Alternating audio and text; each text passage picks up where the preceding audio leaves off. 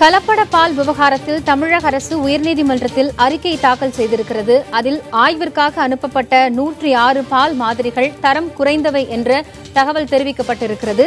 2011ஆம் ஆண்டு முதல் 2017ஆம் ஆண்டு வரையிலான ஆய்வு தகவல்களை அறிக்கையாக தாக்கல் செய்திருக்கிறது தமிழக அரசு. தமிழகத்தில் விற்கப்படும் பாலில் கலப்படம் இருப்பதாக தமிழக பால்வளத்துறை அமைச்சர் ராஜேந்திர பாலாஜி அண்மையில் தகவல் தெரிவித்திருந்தார். அதனை அடுத்து எந்த பாலில் கலப்படம் இருப்பது என்பதை ஆய்வு செய்வதற்காக பாலின் மாதிரிகள் அனுப்பப்பட்டிருப்பதாகவும் அவர் தெரிவித்திருந்தார். இத்தகைய சூழ்நிலையில் மக்கள் மத்தியில் ஒரு அச்சம் எழுந்தது. எந்த பாலை பயன்படுத்துவது என்ற கேள்வியும் எழுந்தது.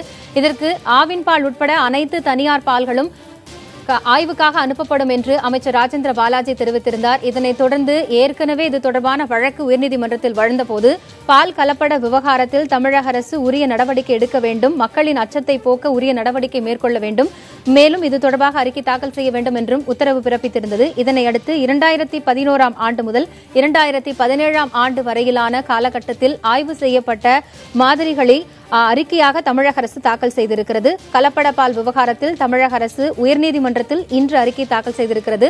இதில் ஆய்வுக்காக அனுப்பப்பட்டவற்றில் 187 பால் மாதிரிகள் தரம் குறைந்தவை என தமிழக அரசு தெரிவித்திருக்கிறது. இது தொடர்பான கூடுதல் விவரங்களை செய்தியாளர் முகேஷிடம் கேட்கலாம். முகேஷ், தற்பொழுது பால் கலப்பட விவகாரம் தொடர்பாக தமிழக அரசு அறிக்கை தாக்கல் செய்திருக்கிறது. இதில் என்னென்ன விஷயங்கள் எல்லாம் குறிப்பிடப்பட்டிருக்கின்றன? காயத்ரி, வழக்கு பாத்தீங்கன்னா தனியார் பாலில் கலப்படம் இருப்பதாக அமைச்சர் ராஜேந்திர பாலாஜி ஒரு தகவல் தெரிவித்திருந்தார். இது தொடர்பாக மருத்துவ தனியார் பால் நிறுவனம் தகவல் தெரிவித்திருந்தனர். இந்நிலையில் இந்த கலப்பட பால் விவகாரம் தொடர்பாக சிபிஐ விசாரணை வேண்டும் என்று சூரிய பிரகாஷ் என்பவர் தொடர்ந்த வழக்கு இன்று வழக்கு பட்டியலிடப்பட்டிருக்கிறது. இந்த வழக்கில் தான் தமிழக சுகாதாரத்துறை செயலாளர் ராதாகிருஷ்ணன் தரப்பில் பதில் மனு தாக்கல் செய்யப்பட்டிருக்கு. அந்த பதில் மனுவில் கடந்த 2011ஆம் ஆண்டு முதல் மே 2017 வரையிலான பால் மாதிரிகள் சோதனைக்கு அனுப்பப்பட்ட பால் மாதிரிகள் தொடர்பான அறிக்கை தாக்கல் செய்யப்பட்டுள்ளது. அந்த அறிக்கையில அன்சேஃப் என்ற அதாவது பால் வகைகள் தனியாகவும் பால் பொருட்கள் என்று தனியாகவும் 2 வகையான சோதனைக்கு அனுப்பப்பட்டுள்ளதாகவும், அதன் பொறுத்தவரை பாலை பொறுத்தவரை எவ்வித ஆபத்தான பொருட்கள் எதுவும் இல்லை.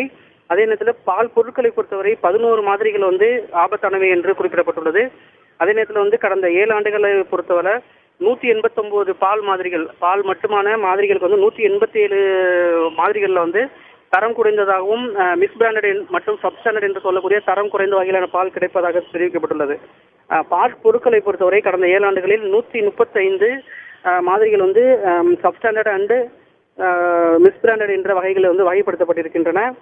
கடந்த இந்த பிரச்சனைக்குள்ளான கடந்த 2017-18 ஆய்வுக்கு மட்டும் உட்படுத்தப்படும் பொழுது பாத்தீங்கன்னாக்க 57 மாதிரிகள் சோதனைக்கு அனுப்பப்பட்டதாகவும், அதுல 42 மாதிரிகள் பாதுகாப்பான பால் வகைகள், அதே நேரத்தில் 15 மாதிரிகள்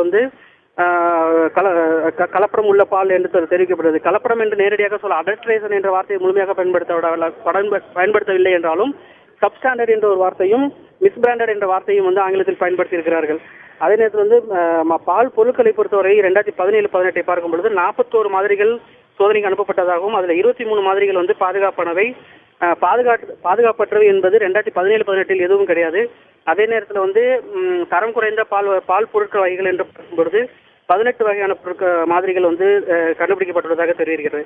அதே நேரத்தில் இந்த 2017-18 காலகட்டத்தில் பொறுத்தவரை 11 வழக்குகள் பதிவு செய்யப்பட்டு 3 வழக்குகளில் தண்டனை கொடுக்கப்பட்டுள்ளதாகவும் பால் சம்பந்தமான விஷயங்கள் தெரிவிக்கப்பட்டிருக்கிறது. அதே போல பால் பொருட்கள் மீதான வழக்குகளை பார்க்கும் பொழுது 4 வழக்குகள் பதிவு செய்யப்பட்டு 3 வழக்குகளில் தண்டனை விதிக்கப்பட்டுள்ளதாக தெரிவிக்கப்பட்டது.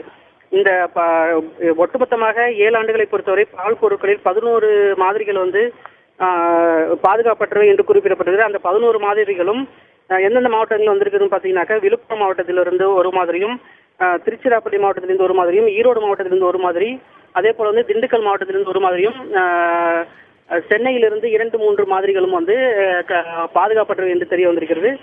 இந்த கலப்படப்பாலை தடுப்பதற்கு தேவையான அனைத்து நடவடிக்கைகளையும் தமிழக அரசு முடுக்கியுள்ளதாகவும் அதன் அடிப்படையில் விரைந்து நடவடிக்கை எடுக்கப்பட்டு வருகிறது என்று தெரிவிக்கப்பட்டுள்ளது. இந்த வழக்கு இன்று நீதிபதி சத்யநாராயண அமர்வுல விசாரணைக்கு பட்டியலிடப்பட்டிருக்கிறது. காயத்ரி.